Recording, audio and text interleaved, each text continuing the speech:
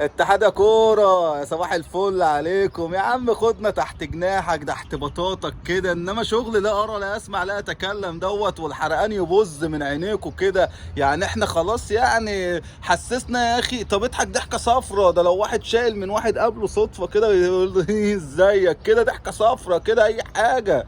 يعني في قرار نزل من 48 ساعة من الفيفا بإشراك النادي الأهلي في 2025 كأس العالم للأندية حبيب قلبي، بصفته إنه نادي بطل أفريقيا في 2021.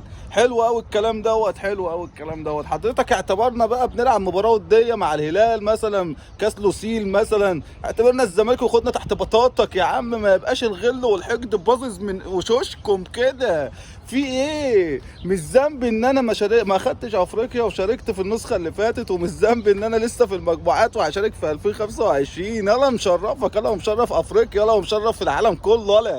يلا اطلع اقول اي حاجه، اطلع اقول مبروك، اطلع اقول بهني النادي الاهلي، اطلع اعمل اي حاجه. داري السرم والحقد والغل اللي جواك ده، داري بقى، داري ده خير ده جاي لنا ودولارات، وعمو السيسي هيفرح بينا وانت مش فرحان. انا هقول له سلام.